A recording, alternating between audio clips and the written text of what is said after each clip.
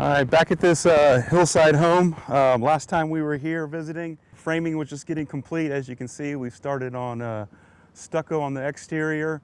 We got our lath paper starting to go up on the lower areas. We started on the top areas first, which you can see kind of in the front and the back. That way we can get stucco on over all the roof lines.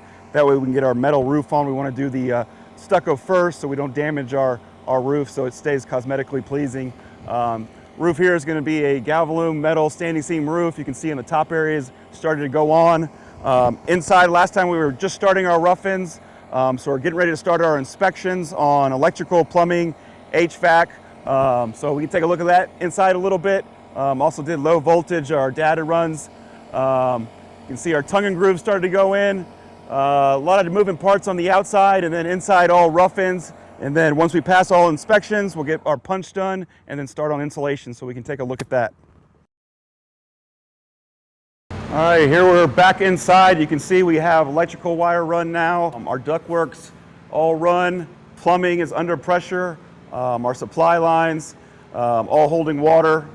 Have everything inspected here in the next couple weeks. You can see we've had our slider installed, nice large slider, looking out to the view. Then we had our window wall set. One thing we came across was we put this in, the dimensions didn't line up, so the windows are a little bit higher than the slider right now. We're gonna have to drop that down 2 or 3 inches, but just part of the custom home building process and making sure everything's done right and to expectations. So just part of the process. All right, here back on the covered back porch. As you can see, taking advantage of the view, we got our tongue and groove installed up top. This will all be stained, so definitely subscribe and follow along so you can see how that looks. Again, our slider, black exterior, white interior. We like to build covers for all our slider tracks. That way they don't get dirty or fill with debris during construction. But again, railing coming in, cable railing that'll match the railing inside. So definitely starting to take shape. Here in the entry, be a nice tall ceiling, open up all the way, have a drop down chandelier. So that'll look pretty neat. Subscribe so you can see what that looks like here in a few weeks. Here in this tandem oversized part of the garage, other side of this garage is where we have that water catchment system, and then all of our mechanical kind of hubs. So a lot going on. We got our AC drops, we have our water softener, got a sink area where it's going to house the water system, the pressure pump and whatnot for the water catchment system, have that insulated so don't have to worry about freezing. But a nice space, oversized garage, just one thing to consider when you're designing your home, where you want to place different parts and how they function.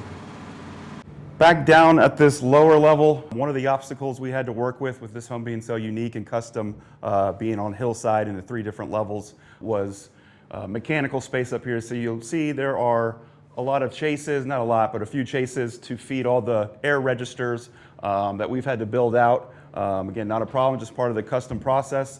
But you'll see different areas. You're asking why we have that. That's the reason why there's no room up top where we have a joist rafter combo, so needed to accommodate. And obviously in Texas we can't live without our AC, so definitely made it work. We'll come together real nice and start bringing it to life here pretty soon. All right, still down here on the lowest level, you can see we have another slider in. Again, like to get those covered.